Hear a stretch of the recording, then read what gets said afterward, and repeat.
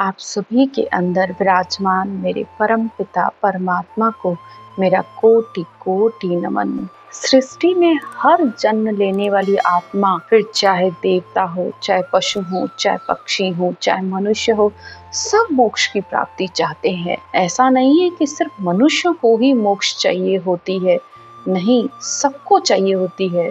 हमें लगता है जानवरों को समझ नहीं है, पशु पक्षियों को समझ नहीं है, लेकिन नहीं, अंतर में वो भी परमात्मा से हर समय प्रार्थना करते रहते हैं कि हमें भी इस योनि से मुक्ति मिले। लेकिन ये मुक्ति कैसे हो, यानी परमात्मा से कैसे मिले, कौन मिलाएगा और कब मिलेंगे? जब तक आप इन तीनों सवालों के अर्थ नहीं समझेंगे, तब तक आपको पता ही नहीं चलेगा कि मुक्ति का रास्ता क्या है। तो कब मिले? तो मिलने के लिए तो ये माया रूपी शरीर ही चाहिए। भले इसमें माया के कितने ही अवगुण हो, लेकिन इसके अंदर गुण भी बहुत है, क्योंकि बिना मनुष्य शरीर मिले आप परमात्मा में नहीं मिल सकते। कैसे नाम जपोगे, कैसे रटना करोगे?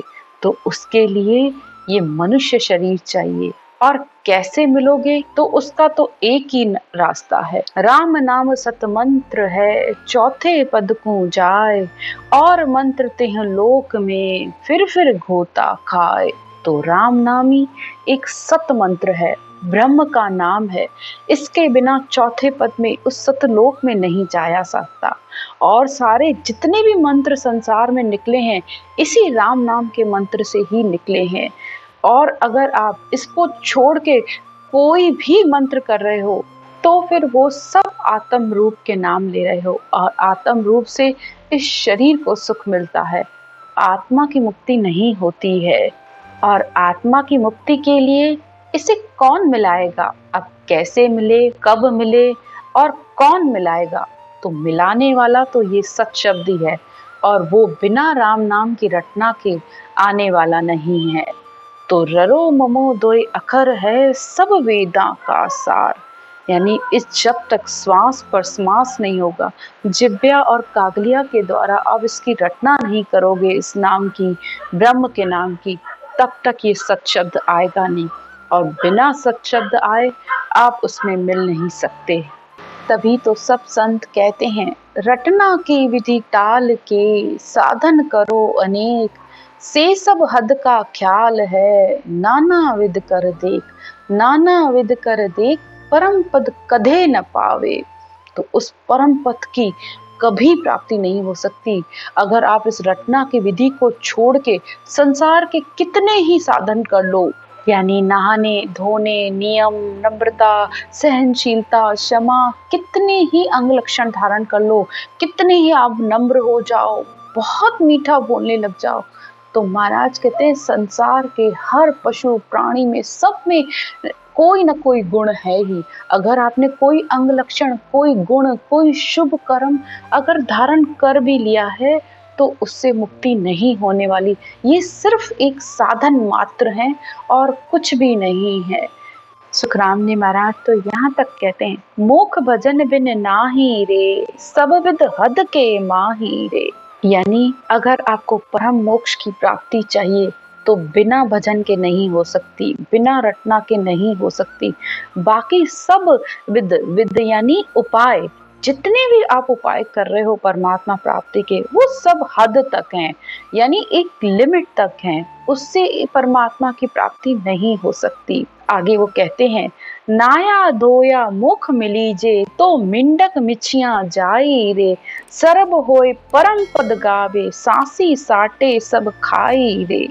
महाराज कहते हैं, अगर नहाने और धोने से मोक्ष मिल जाता, तो सबसे पहले तो मछलियों की और मेंढकों की मुक्ति हो जानी चाहिए थी। और अगर सबके साथ खाने से मोक्ष होती, तो सासी और साटियों को मोक्ष सबसे पहले मिल जाता, क्योंकि सबके साथ भोग से मोक्ष की प्राप्ति नहीं होती है। आगे सुखराम महाराज कहते हैं, सब संग भोग किया घर पावे, तो पशु पंखी सब जाई रे। संसार में सबके संग भोग करते हैं, माता बहन भाई बेटी में कोई अंतर नहीं करते हैं, तो सबसे पहले पशु पंखियों की मुक्ति हो जानी चाहिए। लक्षण मत सु मोख पहुँचे, तो मानव बिन सब जाई रे। अगर अंग लक्षण धारण करने से मुक्ति होती है तो संसार में तो फिर मनुष्य के अलावा सबकी मुक्ति हो जानी चाहिए, क्योंकि सब में कोई ना कोई अच्छा लक्षण तो है। संसार में कुत्ते से बड़ा त्यागी कोई नहीं है, पेड़ों से बड़ा तानी कोई नहीं है, पृथ्वी के समान धीरज किसी में नहीं है। हवा, वायु, जल, तो बताइए किसके अंदर कौन सा अंग लक्षण नहीं है? सबके अंदर गुण है। एक मनुष्य ही ऐसा है जो अंग लक्षणों को धारण करके समझता है कि मेरी मुक्ति हो जाएगी। तो महाराज आगे कहते हैं, राम रटन देव काई निंदे, सुर नर पक्षवा माही रे। महाराज कहते हैं, राम नाम की निंदा करते हो, राम नाम सत्य मंत्र है, उसकी निंदा करते हो, जबकि संसार में सबको इस राम नाम का आधार है। सुर नर पक्षुआ यानी सबको, देवता हो, मनुष्य हो, पक्षी हो, सबको उसी का ही आधार है, और तुम उसकी निंदा करते रहते हो। राम नाम सु गिनका तिरगी, विषय वास तन माही रे। राम के नाम की इतनी महिमा है कि गिनका वैश्या होते हुए भी शरीर से वैश्या थी, लेकिन फिर भी उसका उद्धार हो गया। तो महाराज कहते हैं, राम बिना कोई मोख न जावे, तोलच कहाँ धराई रे।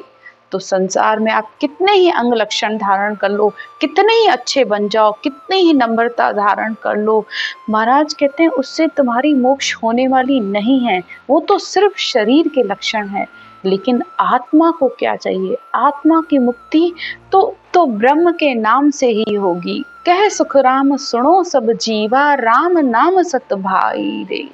तो राम का नाम ही सत्य है, और सत्य का नाम लेने पर ही मुक्ति संभव है। महाराज कहते हैं, शिव संकाधिक शेष जी, ध्यावत है दिन रात, सो मंतर हरि नाम है, दूजा सब बन होए। शिव जी, सनकादिक ऋषि, शेष जी, सब रात दिन इस राम के नाम को ले रहे हैं।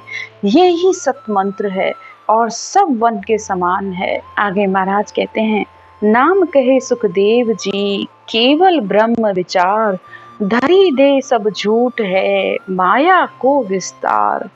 संसार में बिना नाम के कुछ भी सत्य नहीं है, केवल ब्रह्म का विचार, यानी केवल इस ब्रह्म के नाम की रटना करो। संसार में ये जो देह यानी ये जो शरीर है, ये झूठ है, ये तो माया का विस्तार है। जो भी आपको दिख रहा है सब माया का विस्तार है। तो इसमें पढ़कर अपनी अनमोल श्वासों को व्यर्थ मत गंवाइए।